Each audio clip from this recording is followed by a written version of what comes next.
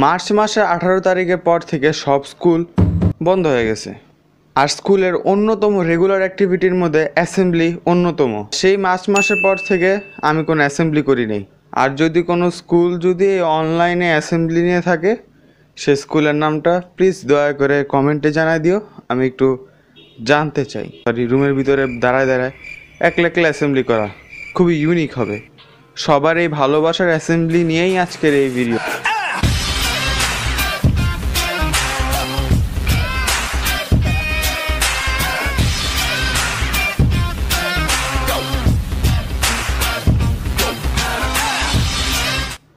অ্যাসেম্বলির location আমার জানা মতে 4টা জায়গায় হইতে পারে একটা স্কুলের।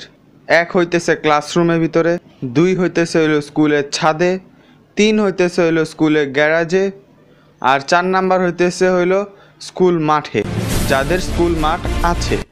আর এই 4টা জায়গার মধ্যে স্কুল মাঠ আর ক্লাসরুম হচ্ছে সবচেয়ে সেফ জায়গা। ট্রাস্ট মি, আমার এক্সপিরিয়েন্স আছে। আমি বলবা যে ভাই কী সুবিধা আছে। ক্লাসরুমের ভিতরে ফ্যান আছে, তার উপরে ক্লাসরুমে যদি সবাই অ্যাসেম্বলি করে, মানে ক্লাসরুমে তো শুধু ক্লাসরুমে স্টুডেন্টরা অ্যাসেম্বলি করবে, তো বেশি জ্ঞানজাম তো আর হওয়ার কথা না। এটা হইলো 2। আর 3 নাম্বারটা হইলো ক্লাসরুমের অ্যাসেম্বলি আমার সবচেয়ে প্রিয় অ্যাসেম্বলি বলতে গেলে। তাড়াতাড়ি শেষ হয়ে যাবে, কোনো ঝামেলা নাই, কোনো লেকচার নাই, কোনো কিছুই নাই। আর মাঠের মধ্যে সেফ কেন এটা আমি তোমাদেরকে বলতেছি। মাঠ খোলামেলা জায়গা, প্রকৃতির বাতাস আসে, আর সকালবেলায় কাঠফাটা রোদ আসে না। তো ওই রোদের বাহানা দিয়ে লাভ নাই। ওটা পিটি ক্লাসে হইতে পারে, কিন্তু অ্যাসেম্বলিতে হবে না। আর স্কুল ছাদে কি সমস্যা, স্কুল ছাদে একেতে ফ্যানের অভাব, তার মধ্যে স্কুলে যদি ছাদের মধ্যে হয়ে থাকে, স্কুলের ছাদে একটা টিন দেওয়া থাকে, বৃষ্টির দিনেও যাতে অ্যাসেম্বলি করা যায়। আর ওই টিনটার জন্য সবারই এই কার্বন ডাইঅক্সাইড ওই জায়গায় জড়ো হয়ে যায়, খুবই আনকমফোর্টেবল একটা এনভায়রনমেন্ট হয়ে যায়। Trust me. আর স্কুল গ্যারেজে প্রায় কিছুটা একই কাহিনী, কিন্তু শীতকাল হলে একটু বাঁচা যায়, শীতকালে একটু রেহাই পাওয়া যায় অ্যাটলিস্ট।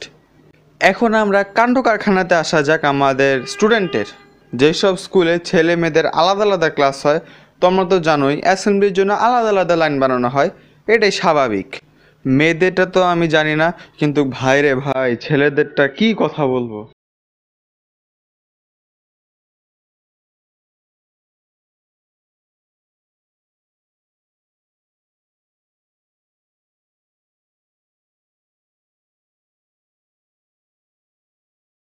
অ্যাসেম্বলি লাইনের মধ্যে দাঁড়াইলে আর যে ওত নেয় আর কি, শপথ নেয়, ওত নেওয়ার সময় তার সামনের মানুষের মাথার মধ্যে যায় ঘুষি লাগে, এত চিপা চাপা হয়। মানে যেসব স্কুলের ছাত্র বেশি আর যেসব স্কুলের ছাত্র কম, তারা তো বেঁচেই গেছে, এইসব আর ঝামেলা হয় না। কোনো স্পেস নাই, দুইজনের মাঝখানে আরেকজনের কোনো স্পেস নাই।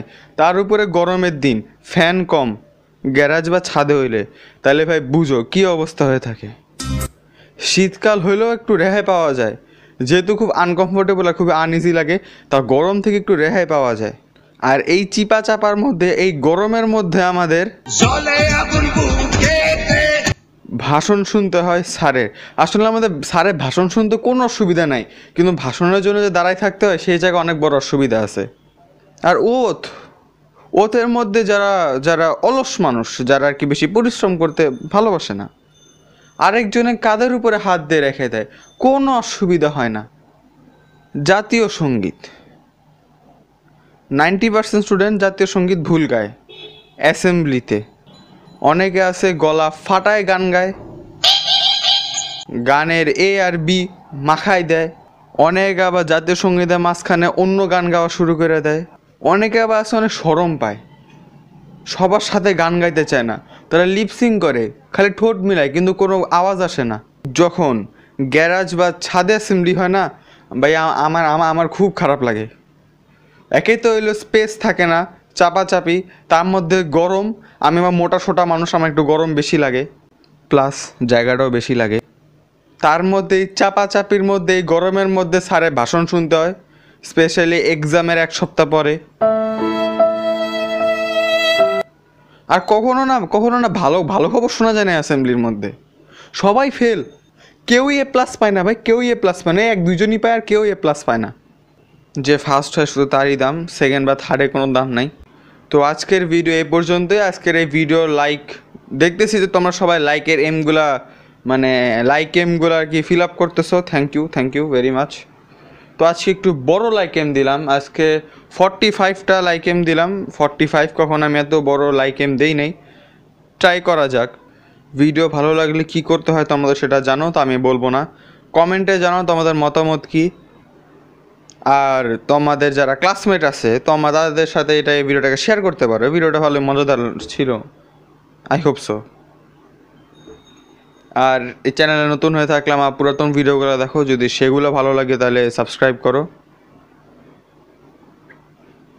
অনেকে আবার বলে যে আমি নাকি সাবস্ক্রাইব নিয়ে বেশি বাড়াবাড়ি করি না, জন্য অনেকে আবার জোর করে মানে জেদ করে সাবস্ক্রাইবই করে না। এটা ঠিক না, ভালো লাগলে সাবস্ক্রাইব করো, না লাগলে করো না, না লাগলে শেয়ার করবা, ঠিক আছে? এমন না যে না ভালো লাগে না আমি দেখবো না, এমন না। ভালো না লাগলে সাবস্ক্রাইব, তুমি যদি সাবস্ক্রাইব না করো কোনো সমস্যা নাই, কিন্তু একটা ফ্রেন্ডকে শেয়ার করে দাও, তার ভালো লাগতেই পারে।